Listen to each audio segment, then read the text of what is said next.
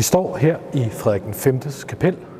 Kapellet er bygget i midten af 1700-tallet, og det rummer flere danske konger og dronninger. Og nede for enden bag mig, der har vi Frederik V's gravmæle. Frederik V var enevældig konge og regerede landet, men i virkeligheden så var han måske ikke så glad for at regere landet. Og kigger man på gravmælet, ja, så får man indtryk af, at her ligger der en helt enestående konge. Men manden var i virkeligheden plaget af mange problemer, og han brød sig i virkeligheden ikke om at regere. Han fik en søn, Christian den 7., som ligger herovre på min venstre hånd i en lidt mindre kiste. Og Christian 7. er nok kendt af de fleste som den skøre konge. Måske har nogen set filmen En kongelig affære med Mads Mikkelsen. Og Christian 7. blev jo konge allerede i en alder af, ja, han var ikke engang fyldt 17 år. Og det var en ung knægt, som havde mistet sin mor i barselssengen. Sin far døde som følge af et svært drikkeri. Og den lille dreng blev altså konge, inden han var blevet 17 år gammel. Hans opvækst var plaget af streng opdragelse og ydmygelser, og det satte sig måske så mange spor i den unge konge, at han ret tidligt begyndte at udvise psykiske problemer.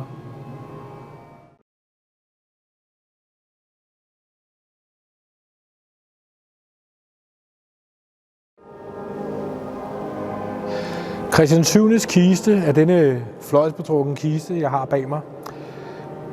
Han ligger her alene. Han har ikke sin dronning ved sin side. Og det fortæller os i virkeligheden noget om det liv, han endte med at måtte føre. For ret tidligt i hans kongegerning, få år efter han var blevet konge, så tog han på en stor rejse. Og her mødte han en ung tysk læge, Struensee, som de fleste nok vil genkende til. Struensee kom tilbage til Danmark og blev Christian den 7.'s læge. Desværre for Christian den 7. så indledte Struensee en affære med kongens hustru, dronningen. Den blev opdaget. Struensee blev henrettet, og dronningen blev sendt ud af landet. Ægteskabet blev opløst, og Christian den 7. måtte altså ende sine dage alene uden sin hustru. Men det var også en konge, der på det tidspunkt var stærkt plaget af psykiske problemer. Så plaget, at han faktisk ikke var i stand til at regere. Andre måtte regere for ham.